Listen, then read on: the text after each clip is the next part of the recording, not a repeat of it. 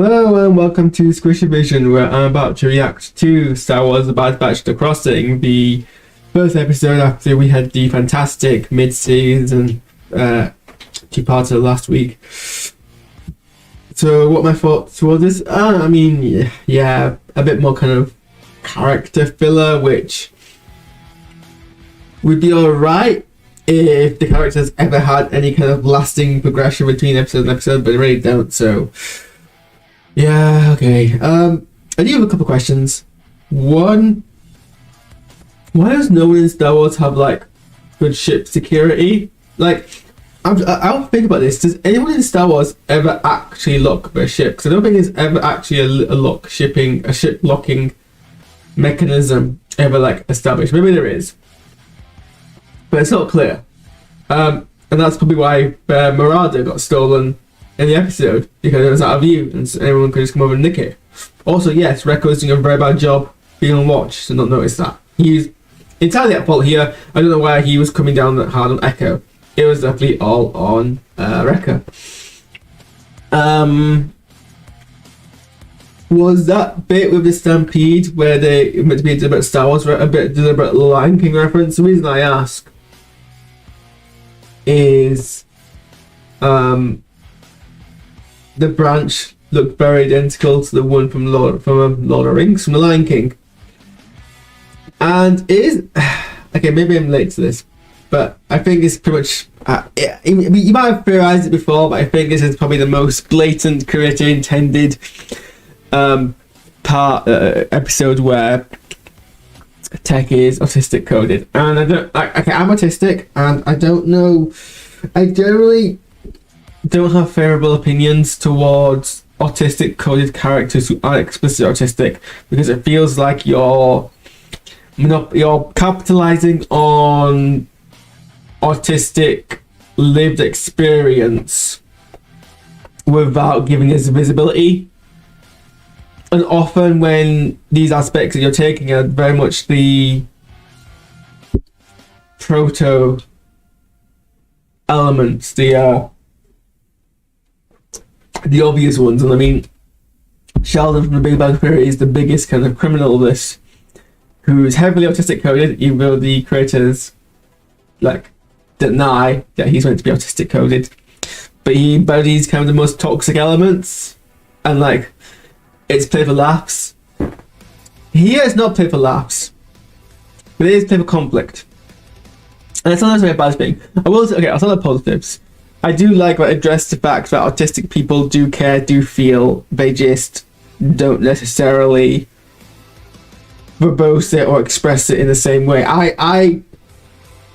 as an autistic person, can feel quite a lot, but I don't generally always express it on my face. Like, as an autistic person, I'm in a role, which every time you see me on a stream, I'm in a role. Like, when I'm on a stream, I'm not talking necessarily as Harris might do in real life, if that's, I mean, this is real life, but like, I'm very aware I'm on a screen, I'm very aware I'm presenting, I have this whole like public persona presenting style that I use, and it's different for different contexts. When I'm doing comedy, I tend to like capitalize on this whole character of Harris isn't sure, doesn't know what he's doing, he's nervous, and then I use that to kind of subvert my comedy by delivering very deliberate punchlines. But it looks like I'm kind of like, I don't know where I'm heading, I'm just rambling, and then I kind of wrap it with a nicer thing.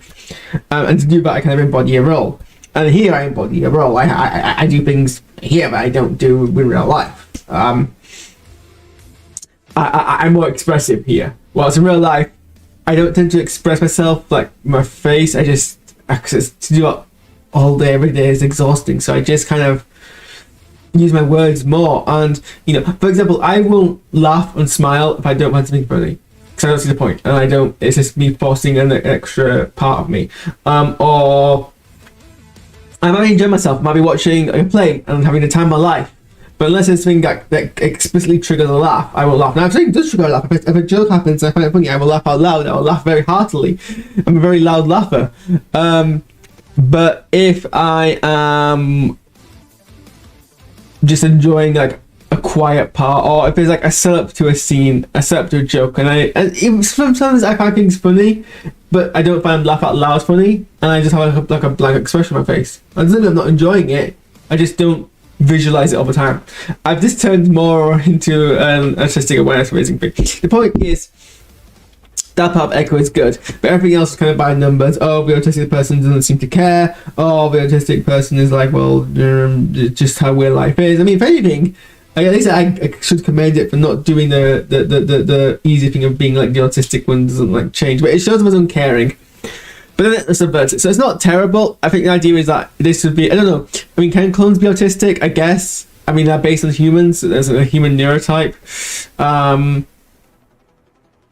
But the thing about these clones is they're meant to be, I guess if you want to dig into it, the clones could be seen as a positive representation of disability. They're meant to be, I mean, they're not disabled by any means, but they're a body diversity. They're atypical they're physically malformed, and in some sense that is defined as a disability.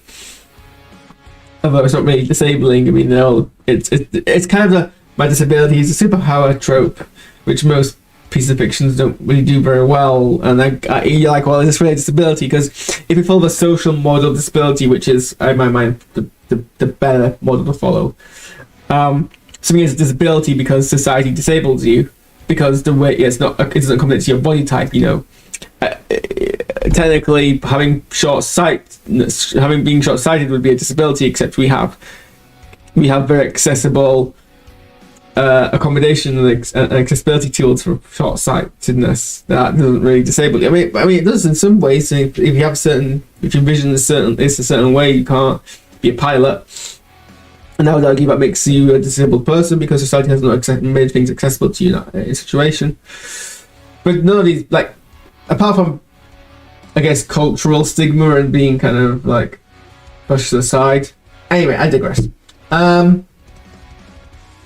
Echo says some things. I mean, sorry, not Echo. Tech says some things. Echo is upset because Tech's Omega is upset because Echo's left. Everyone else is kind of like neutral about it, which I guess actually is fair because he hasn't actually been with them that long. But she's a bit upset about it. These are her things. There's a whole thing about kind of mining. They get trapped because of stupidity reasons. Rekka continuously fails to understand the importance of keeping the explosive material safe. And you think as a soldier, he'd realise that kind of takes priority. And also, he's very resistant to like a lot of damage. So I don't know why he was like putting his self-preservation. The water scene was nice. That was fun. I don't know why Tech jumped after Echo Omega so readily without knowing what the risks were. But maybe that's kind of character, like it shows something about his character. Also, Omega, for all of her, I'm extremely competent at mining all this stuff, do the stupid thing of not having proper height working awareness. I didn't want the course to work at heights. Omega didn't show good at height awareness, so she really deserves to fall on, I think. But I mean, I guess it kind of proves that to be the right choice. Those are thoughts on this. I'm gonna go set up a reaction to some of the Super Bowl trailers, and then we'll see where the night takes us from there. So thanks for watching, and I'll see you guys in a bit. I always forget that I meant to do this over my closing thing, so I don't have to have a closing thing. Oh well, bye.